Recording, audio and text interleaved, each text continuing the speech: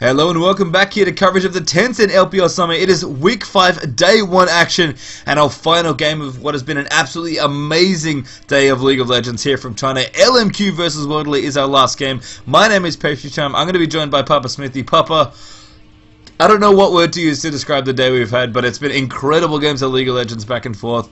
LMQ versus World Elite. What are your predictions here for this one? Because World Elite, honestly, I think they really just want to keep winning because they've been looking so close to the top of the standings and faltered a little there towards the end. So let me know what you think about this match here. I mean, my expectations have just been surpassed and challenged and crushed these first three games. So I don't really know what to expect at all. I mean, all I can tell you is that World Elite against Royal, World Elite just looked really out of form. They made some questionable decisions around Dragon. They were just comprehensively beaten by a team that they're usually fairly comfortable against, that Royal. And it looks like they might have done some soul-searching over the weekend, over the long week that they've had to prepare for these games. You have to think we're going to see the decisive World Elite with the strong calls, with the amazing late-game team fights that we've come to expect, rather than the World Elite that's kind of faltered in the mid-game. Yeah, I think the theme of Week 5 as we started off with Day 1 seems to be teams just feel refreshed and invigorated, it seems like. Whatever changed between Week 4 and Week 5, everything just seems better. The teams really seem to be tightening up and playing great League of Legends, and everyone looks scary. So I guess we haven't seen these two teams yet in this week. What are we going to see? Very curious here. First pick Orianna for LMQ. The bans for them, of course, Twisted Fate, Rise, and Lee Sin. And Elise, Thresh, and Lissandra, the three there for World Elite, as they can look to pick up their first two champions here. And interesting, with all the champions available, blind picking your mid lane here is an interesting choice from LMQ. Now that might end up being, we're starting to reach here. I've managed to call the support Annie. I managed to call the support Syndra. I don't think it's going to be a support Orianna here, but blind picking a mid first pick. Maybe they have some scrim information. Maybe they've been scrimming throughout the week and that's become a contested pick, but very interesting to me. Absolutely, and World Elite happily going to take up Shen and Twitch here, so going to get that Twitch who's not banned out in this game. We'll see how Weijou does on that one. Nami on the other side as well as Jarvan, so, LMQ clearly have a plan here. They're kind of building a combo. They've got Jarvan Orianna. Nami's great to kind of follow up with that as well, so they've got a good amount of CC, 3 great AoEs as well already. I think, we make a pick like Orianna, you're probably looking to build around it, and that's exactly what LMQ have done with their first 3 picks here. The next picks, of course, very interesting here potentially from World Elite. Zed here actually going to go in. And Evelyn as well, so curiously, going to go with that jungle Evelyn again, it seems like. And top, I guess mid Zed actually, given that we have Shen. Yeah, it's most likely going to be, we're going to see once again this Evelyn that's able to engage from the side with, the Shen riding along there. So that's the potential for engage here. And then Zed, who we've actually seen struggle quite a lot in this split of the LPL. Maybe World Elite can actually put a winning Z comp together. We'll see there. It looks like Vayne here, kind of the standard pickup after Twitch here, so LMQ going to pick that one up. And Cannon actually something that's been banned against Dreams by teams before. He definitely seems to love that champion. Would work great in the comp that they've got as well. When we have seen Twitch been defeated, it's often been diving everything you possibly can at him to try and kill him. And they've got a Najin sword style do dive comp here too. LMQ, between Kennen and Jarvan with the Orianna ball riding on at least one of them, the fairly immobile Twitch is going to have a lot of troubles, you'd have to say. And I was going to comment that World Elite seem to commonly be last picking for Fizzif here, interestingly enough. I think I understand why, if he's going to be doing stuff like playing Alistar. He played Blitzcrank in the last game, I think. He's played Syndra. They seem to like last picking support for whatever reason, and if you're holding a surprise, oh, that's disappointing. Looks like Fizzif might switch to Sony here. Yeah, sorry to crush your dreams of the return of the cow to the competitive play. Only Mad Life really still putting his head out with that Alistar. Alistar, much like Blitzcrank, he doesn't like the 2v1 situation. And because both sides of the map can, we often even see Blue's side initiating a 2v1 swap, the threat of a 2v1 makes champions like Alistar and Blitzcrank, sadly, a bit of a relic of the past in this meta, but still, we're not on that 3.10 yet. We don't know what that might bring, but on 3.9, not going to see much of the Alistar. No, so we are going to move out now here. LMQ over on the left, the blue side for our last game here. World Elite on the right here. And, hang on a second. Papa Smithy, something's a little wrong here. So I don't think they fail swapped given the summoners here, so, we were talking about World Elite doing something different. This is exactly that. This is very different. That is Man playing Zed, presumably in mid lane. And our good friend Messiah, the stalwart Twisted Fate player who had it bad against him in this game, seems to be playing Jungle Evelyn, which, funnily enough, is a champion that Man usually loves to play from the jungle. So maybe, I don't know, Messiah's got some tips. He should know. When Evelyn started becoming that common pick for Man, at the time his username was Troll, the justification was that Clear Love, again now I'm confusing with terms, Clear Love, also Man and Troll, was a really big AP mid player and loved playing that Evelyn. So it made sense to transition that into a jungle pick. Now everything's going on its head because we have seen the Zed come out of Messiah during this split, but clearly they're trying something different here, and this is a very radical change for World Elite. It really is. That's a role swap, at least in this game here for World Elite. I guess, it's day one of week 5 here. It'd be very interesting to see whether they keep it throughout this entire weekend. I think more importantly, throughout the rest of the LPL. But, World Elite, you mentioned they were kind of struggling. Something had to change. I guess they didn't want... their roster seems so good. They've got so much experience together as a team. You couldn't pick out one person and be like, bench this person. No. Some people have argued Xiaomei, but he's been so impressive in World Elite's victories this season that I think that would be a bit hasty. So this is like a smaller version of that. And if you remember, when we were casting the Stars War League, we also saw IG do a similar thing where Kid was going into the mid lane and Zatai was trying out 80 carries. So there is precedent for these sort of swaps, but in such a high-risk environment, in a league system, I guess they can afford to lose one game for a lot of information about how these two players perform in competitive play, but they are rotating someone with competitive experience as a mid laner into the mid lane, but Messiah as a jungler is a very... Fizzle could be in trouble here. Flash over the top, then Nami looking for the damage. Ignite comes through as well, and that is going to be a dead Sona. Decisive play there from LMQ, and I have to say it was a genius double buff start there. In fact, triple buff now as well as Messiah moves up towards the red. Don't know what exactly happened with the warding at level 1, but Evelyn walked up to that blue buff, took it there with a bit of help coming out from Salmei, and then Sona and Twitch actually gave Twitch blue buff for level 1, which actually led to first blood there as they were able to cut off that Sona and kill her quite quickly because she is very squishy. So a good start there for World Elite to really take control of the jungle early. Unfortunate for Fizzif that he kind of got cut off there walking through down towards the bottom lane, and he does get first blooded as a result. But now Messiah on the top lane, Salmei gonna look for the flash there. Dreams coming through, so much damage from this Evelyn, nice and early, and very decisive, very, very nice gank there from World Elite.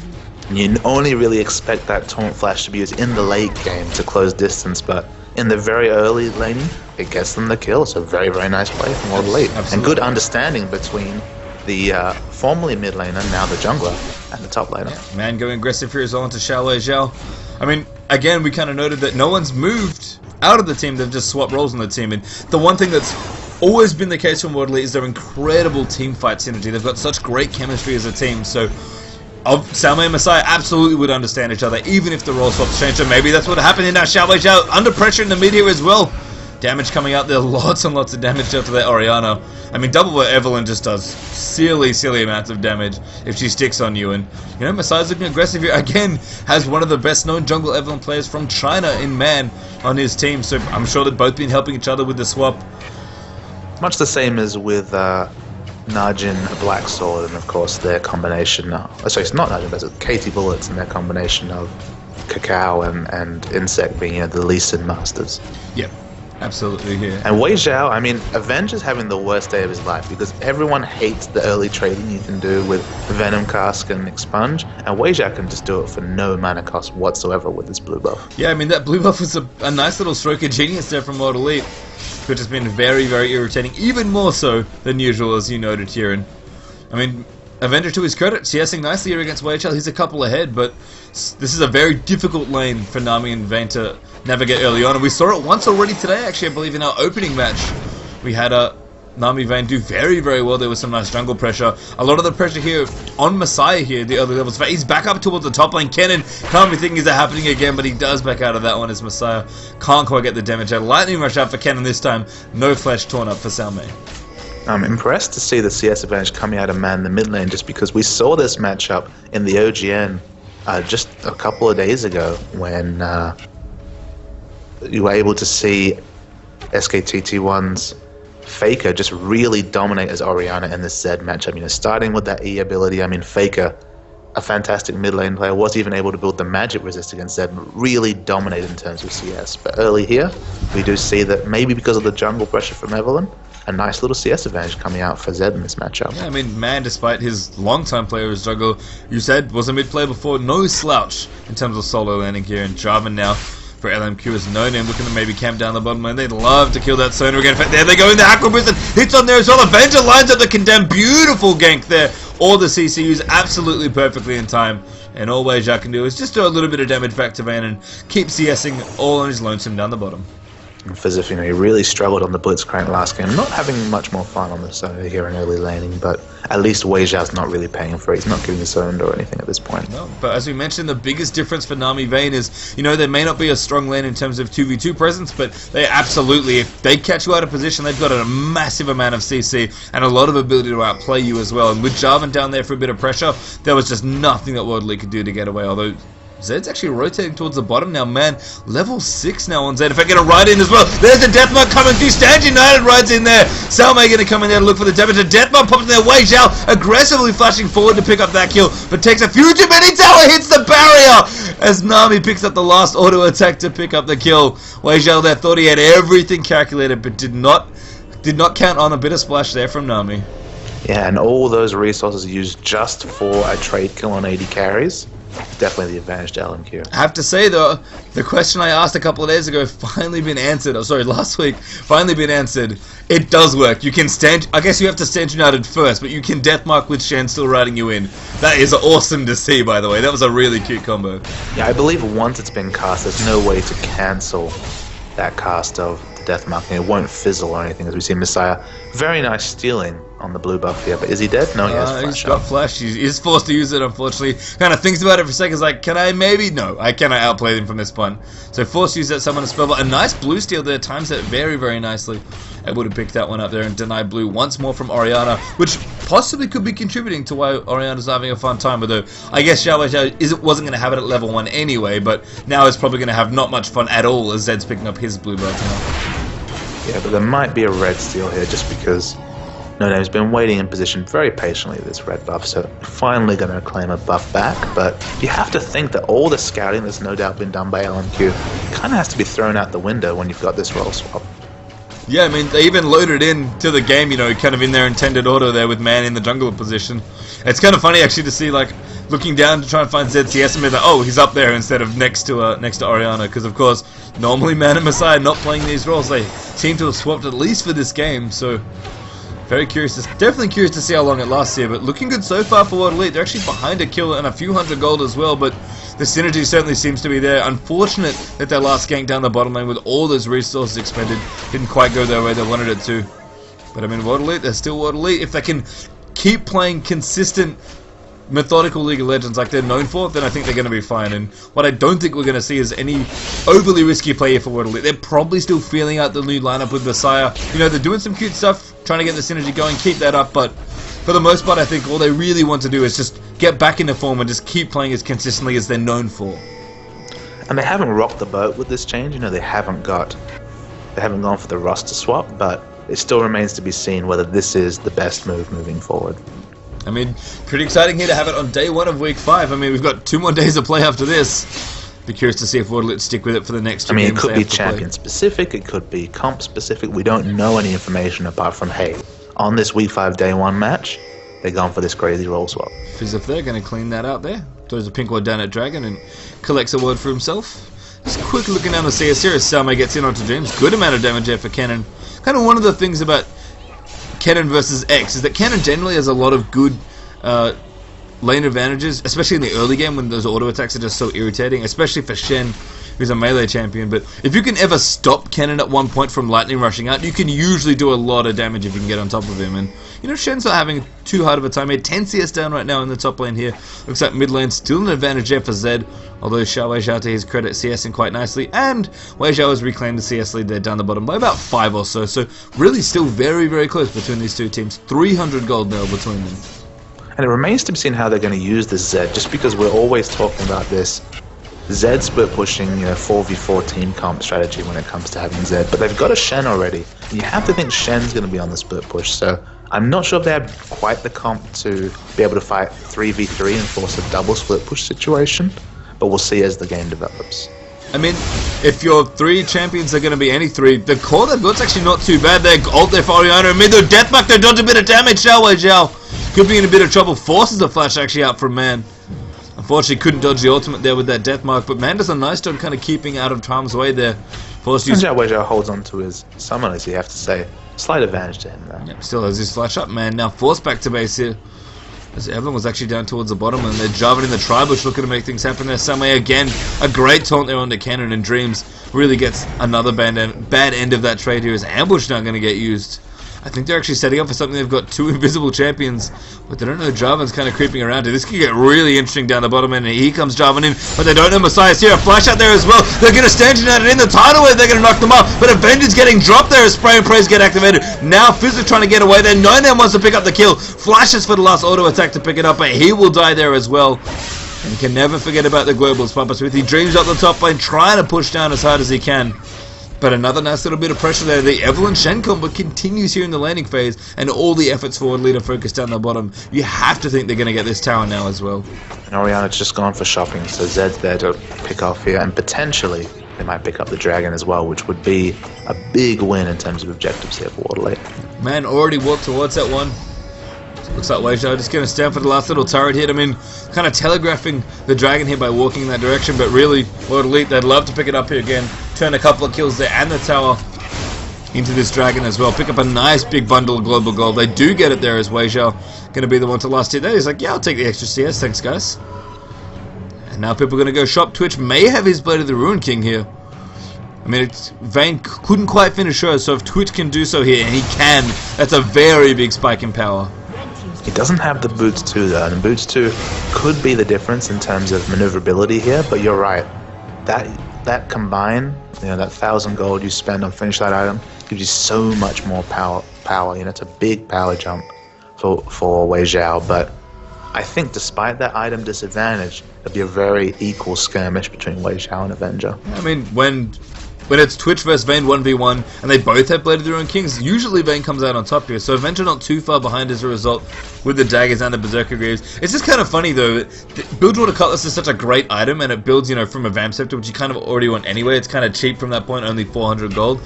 It's amusing to me how awful 2 daggers feels in your recipe, and the difference between getting your Bilgewater and finish your Blade of the Ruin King is usually very, very big. Exactly, that first 1400 gold, that Bilgewater, a lovely buy. Builds well, you can build a Vamp Scepter, another longsword, the 200 gold, that's all fine.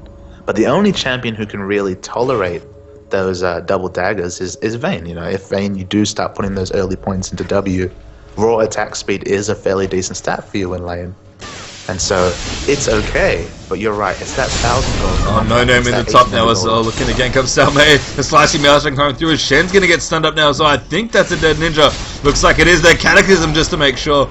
And apologies for cutting you off there, but that is, ooh, ult missed in there as well, but Messiah will be okay. That's okay, the point was made. There's Messiah. He is a little bit underleveled, there's only the level 7 here, but the Oracles, just to be that invisible ward killer and that thorn in the side of LMQ. It does have a Spirit of the Elder Lizard up here as well, so, you know, not doing too badly on items, but definitely lacking a little in experience, as you noted. I actually noticed something before that was interesting that I wanted to ask you about. Weizhou and Fitz were actually freezing the bottom lane at one point. Now, of course, they're letting it push. I don't know if this is the slow push that World let it go for, or if they had something else going on here, but do you have any insight at all? Because the camera just kept panning back, and I was like, oh, Weizhou's just waiting the last hit. Hey, that's an interesting thing, just because, look, the red buff is here on Avenger, so you'd expect, if anything, it was the other way around, but it wasn't the slow push so much, it's just good wave control from Weizhou and Fizz. Just wanting to make sure that they can deny Avenger where they can here. Oops, steals the golem as well. So Fizz of Weizhou now going to waddle away from the bottom area. Little worried there, I mean Dreams is actually down there as well, Jarvan even rotating forward, so good sense there from World Elite to back out from the bottom half of the map. Zed here, looking towards his item. I lost him for a second there because he was in the wrong spot. Brutalizer Vampire, except not quite up to Blade of the Ruin King, but a good chunk of CS actually overtaking it on there's Weizhou in the mid lane. That's bad news for Xiao Weizhou. Deathmark on top in there as well. The spray and pray there, and that is going to be a kill as Twitch is going to pick that one up, but the tidal wave's coming through. Music there with the ultimate as Sanji United comes through as well. The spray and pray there does wear off though. No name now taking a good chunk of damage, but not quite enough there from that Twitch to be able to pick it off. I mean, World Elite, a team that were once known for their globals. Ultimates here for Salmei, absolutely perfect here, and synergizing very nicely with a lot of the things that World Elite are doing with, you know, some cute invisibility. We've got the Death Mark going on, and with a nice bit of pressure there, they are able to take out not only Orianna, but the very crucial outer turret in mid as well. And importantly, we're seeing the return of the getting picks and taking objectives, which is what World Elite does when they're on form. They haven't been on form, especially in the last game. That was kind of the tipping point, kind of the genesis of all the issues that they've clearly tried to counter with a role swap here. It's not looking bad at this early stage. It's not a big global gold lead, but World Elite have been playing smart, and it feels like Messiah and Man are tuning to their roles quite well. Yeah, I mean, haven't kind of had too long to practice, but certainly not looking too bad here, as you mentioned. Dreams has his zonies up here. Shen, on the other hand, Sunfire Cape now finished up, so going to get that push on potentially. Very curious to see when Man finishes up the Blade of the Ruin King. I assume that's what he's going for with that Vampiric Scepter. I mean, could, if he really wants to, build a Bloodthirster, which maybe, given that the fact they already have a split pusher, makes some sense, although Blade of the Ruin King still does respectable damage on Zed. So I don't think there's a huge difference there between BT and Bork. It looks like they're very similar items. I mean, Blade of the Ruin King gives you a little bit more kill pressure, and Bloodthirster gives you a little bit more wave clear, so probably going to be the Blade of the Ruin King, pick up everything considered. Have to think so. Push there from LMQ down the mid as well, picks up the mid turret for themselves, so 2 for 2 now on that metric. A very slim lead here of only 500 gold, so a finely balanced game here. I mean, to their credit, World Elite are playing very, very, very safe here, very, not passive so much, but they're just, again, playing the League of Legends they're known for. Very safe, very methodical, just making sure they don't make too many mistakes. But LMQ, all they really need is one play here, with No Name here on Java and has his oracles. Certainly both teams are able to make picks happen. It's just a matter of giving the game plans that they're going for, giving what they want. There's a Cataclysm actually on the Fizz. They're going to force a flash there. That was very aggressive. Dreams actually going to catch him up. A good taunt there from Salmei, but Sona's dead there as Orianna's able to use that ultimate. The question there for LMQ, what objective do they get from here? Because that's a lot of ultimates used for only a kill on a support. Absolutely, and it's the long suffering Fizz of this game has been dying time and time again. Crucially, everyone else stays alive. You know, he is 4 of the 5 deaths on the World Elite side, and they don't really lose anything from it whatsoever. I mean, just Fizzif, they can probably give up Sona once more. As you said, you know, they already died a couple times. It's not too bad. Blade of the Ruin King has been finished up by Man, by the way, so that was the choice there for Zed. Looks like Dragon's going to come back up. In fact, LMQ, maybe time they pick a little awkwardly. Again, they use so much there. They use, I think, 1 or 2 flashes plus 3 ultimates to get the kill onto Sona, and looks like World Elite are actually just going to be like, alright, fine, you can have Fizzif, we'll take Dragon. Although it's one of those things where they can't account for this double Blade of the Ruin King completion there. So much damage on the objective so quickly. Salmei there, very sneaky there. Dreams now getting jumped on as well. Cannon though, no ultimate anyway. There's No Name goes in there. Spray and pray activated for Wei Zhao's. He's trying to do the damage through the Avenger. Getting reasonably low there. Man actually getting chased away, but Zed's okay just for now. Then the rest of World Elite really piling it on there. A good contend there from Avenger. Crescendo just missing there for Fizzif as well. I think somebody flashed out of that one. The Wei Zhao got to be careful. Maybe getting jumped on. Man here, trying to defend him there as Flash comes through. And there's the barrier flash out from Wei Zhao, but he still dies there. Messiah has to get out there as well. Just lives on a sliver of health there, protecting the Oracles for a couple seconds longer there. But a 2-for-1 trade there in favor of LMQ. Looks like they're going to be able to pressure this tier 3 turret as well in mid. And a bit awkward there for World Elite, I have to say. Kind of picked that Dragon up and got caught in a very weird spot. It was just a weird fight. I mean, Wei Zhao was free hitting for so long and getting a few members low, but then kind of got greedy for some exit kills. Ended up with the trade, and just an awkward fight all around, I think, for both teams. I think with Wei Zhao, part of the issue there was that, I mean, he got tidal waved, which is a little awkward, so that's going to break up some of his spray and pray duration, but he was mainly just trying to kill No Name. He wasn't really in range of Avenger at that point. And I mean, killing the tank's always great, but No Name was actually off to the side. If he'd repositioned a little and maybe gone for Vayne when he could, that would have been a bit better, but it's hard to say there. I think LMQ did a really good job of wasting spray and pray's duration when activated, and were able to follow up with World Elite. It's just kind of splitting their positioning a little too much there. And you know, when you have that many flashes available, it's awkward to have to use them and either flash over walls to just be able to get away, or actually die in a lot of the cases. Their World Elite used a couple of flashes they probably didn't need to in that last fight, so a bit awkward there for them. I mean, LMQ still behind by a few hundred gold, so a very, very close game here still, but I mean, World Elite, there's probably still, you know, going through a couple of growing pains here. Wei Zhao here, oh my goodness, the submarine play Avenger! Gonna get taunt, no, he misses! He missed the taunt! Salmei, he'll be absolutely kicking himself. In fact, the rest of the team coming through as well. Maybe they do need to bench him. No name there. Cataclysm hits all three members of the Oriana ball as well. Cannon ultimate on top of her. Tidal wave there knocks up man. Blade of the Ruin King now in there as well. Summer though not quite getting chased on. There's the stun there from Cannon. Dreams with red buff. Going to be able to chase out the Zed. Living Shadow. He death marks there. Dodges some damage. Living Shadow not enough. A good attempt there. I have to give man credit for that kill. That was a very creative way of trying not to die, but unfortunately not to be there. An LMQ. All from a mechanical error based time, and although I was having some fun at Xiaomei's expense, that mechanical error cost them 3 kills, potentially an inhibitor turret here. A massive trade just from one missed taunt.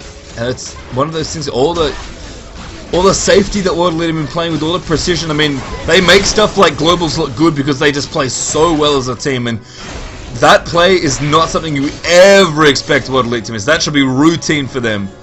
And I mean, it's not just World Elite, based on any team in the LPL, any team at the top level. Sure.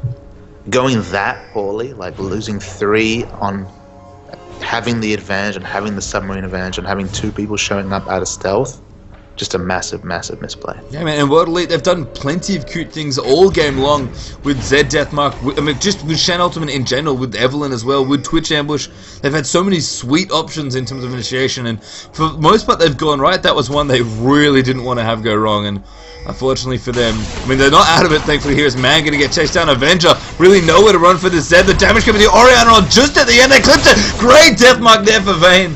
Sorry for Zed, but it's a little in vain there, as Man still manages to fall down. I mean, World Elite now have to run back towards their middle inhibitor, I think, to try and defend that one off. And of course, Baron's a threat here as well. There are so many pink wards around there for LMQ, not to mention, I believe, an Oracles as well. Yep, there you can see on Nami, the Oracles up in there as well. I mean, inhibitors are wide open here as well. It doesn't look like they'll be able to contest it without Man being up. I think it'll be smart just to stay back, but they're looking to pressure. I mean, they might try something here, but the inhibitor's already dead. World Elite. There's little things in this game. I mean, it may just be that one taunt that missed, and if that's the case, Samuel's going to be kicking himself this game. I mean, this game's still very, very close. It was so close for the longest time, but LMQ have kind of been given a gift here with those last 3 kills. Now absolutely, that's probably the best way to put it, Patient. That was literally kills falling into their lap. And really, I mean, LMQ are playing kind of the old OMG comp at this point. They've got so many good ways to pick people off with ultimates. They can get the freight train rolling, and World Elite may have given them the opportunity to really push that down the hill and pick up speed. The middle inhibitor is going to give them a lot of pressure here. The Baron, of course, very important at this point. And you have to think that's where LMQ are going to look to make their pressure next. Try and clear out exclusive vision. World Elite going to try something here, but eventually those minions are going to push their way down the mid lane, and World Elite need to answer when that happens. Yeah, they're 4 men in the top here, which isn't really a viable option for them when there's super minions pushing into mid. They're just going to get pinned into a bad spot, but they're trying to pressure around Baron. Just trying to be relevant here to try and force the last fight, you'd have to say. Yeah, I mean, they want to make a play happen, but you can see Miniwave's definitely pushing up into that base there. They're just kind of at the edge here. Man going to back off, actually. I mean, he's a very fast wave pusher, so it's definitely the best choice to be able to go over there and clear those waves fast. Absolutely. LMQ now moving up. Again, just trying to clear out wards. Very cute there from Nami. Actually clears it over the side there as the team kind of moves through, forcing World Elite just slightly backing towards their side of the map here. Really want to clear out all the vision around the Baron area, so if they ever want to look to take it or threaten to take it, they have exclusive vision of that area here.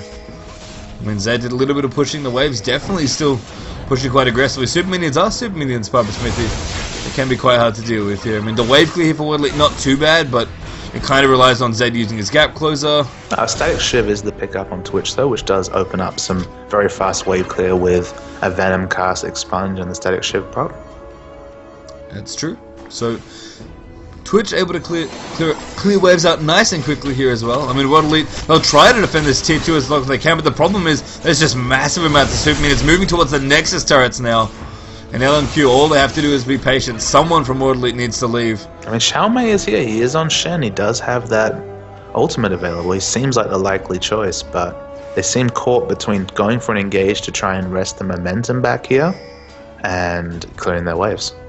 Messiah, I think, just got spotted by a water zone. In fact, they find him there, jump on him, beautiful vision ward spots him off, and you could see the theory there. Messiah's like, if they have sight wards, I'm fine. They can't see me, I can come around the back and we can make something happen, but Not to be that time around, just gets instantly spotted and taken out by the Oracles there for Nami, and that's awful news for Woodley. That was kind of their last play here in this game, it seems like.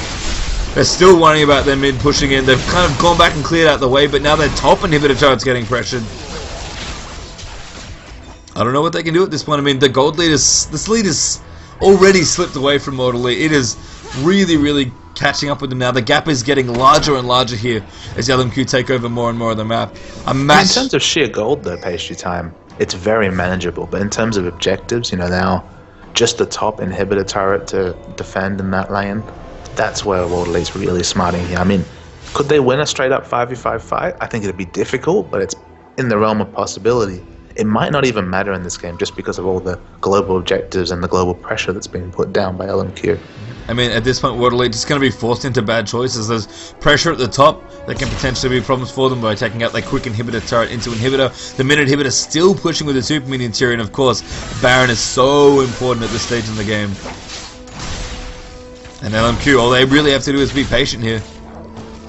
They've basically got complete control of 2/3 of the map. And World Elite trying to do what they can here, but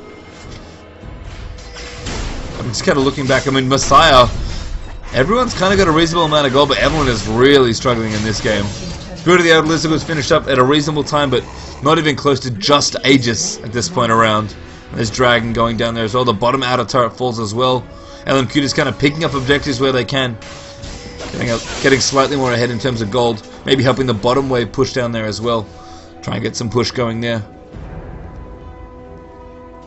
I mean, clearly from this game, Messiah is not a competitive level jungler yet. He's done fine, he's been very capable, but he hasn't been able to impact and take the game by the scruff of the neck like you might hope for from a competitive level jungler. He's still struggling, he's done very serviceably this game, but have they really gained much from this role swap? Not as far as I can tell, but if it's a long-term investment, important experience coming out for both men. Definitely going to be an interesting week here in the LPL. Already great matches all day here, and the last one here, not looking good for World Elite. LMQ, love to pick up a win though, of course, and it really does seem like week 5 is just all the teams getting stronger here. I mean, the old guard's fading out a little. The new blood seems to really be giving it to some of the veteran teams now, especially in this week, and we'll see if that theme continues over the weekend. This mid inhibitor is going to fall one more time here. Well, almost. Maybe not. World Elite looking to defend here. Never mind, I think LMQ pushing in. Feel very confident in this spot. Jarvan there with the Orianna ball riding in there. Pretty much can initiate at any moment. Dreams as well, zoning out, throwing out some orders here and there. Salmo's trying to go in there, looking for the jetpack on top of Avenger as well. Tidal Wave though, trying to disengage here, and Dreams forces the zombies. That crescendo now coming through, but it's not quite enough there as Cataclysm holds up everybody else there. Avenger is very low, may just die. Lifesteals! I think he even hit a ward there to not die to Deadly Venom. And that was a very fast team fight, mainly up towards the back there. A 5-for-1 fight there in favor of LMQ, and World Elite, they tried something different. It's not going to work this game. And it'll be very interesting to see how the rest of the week 5 weekend goes. Absolutely, and the interesting point is, do they return to the faithful Messiah back in the mid lane, Man back in the jungle, or do they persevere? Maybe it is smart enough just to leave one weekend with this trial. Give it 3 games, just because one game doesn't tell you very much. I mean, Messiah was a little bit off the pace. Man got caught a couple of times in mid lane when he maybe shouldn't have. But I mean, all you can take away from this game is just kind of the recreation of what happened last season. Last season, at the time, LMQ were known as just Livermore. Now, of course, they are the full LMQ TC. They pulled the gauntlet with the Shaco pick, and the split push Shaco took down World Elite, and that was kind of a huge upset that season. This result this season still a big upset, but it's almost like World Elite were the ones that pulled the big change. They pulled, sending the long time mid lane, and Messiah's been mid lane for as long as competitive League of Legends has been around, throwing him into the jungle, letting Man have a go on mid. It didn't work out. So in both cases, the gimmicks have worked against World Elite. But what World Elite we see tomorrow, no way to know whatsoever. No, and we close out a fantastic day of League of Legends here at Week 5, Day 1. Of course, if you've missed any of the matches from today, and any of the other weeks, feel free to check them out over at youtube.com/lolchampseries. You can check out the coverage here. We are done though. It's been a nice long night here, a great day of League of Legends here for the Tencent LPL Summer. My name is Pastry Time. I've been joined by Papa Smithy, and we're signing off for today here, Week 5, Day 1, Tencent LPL Summer.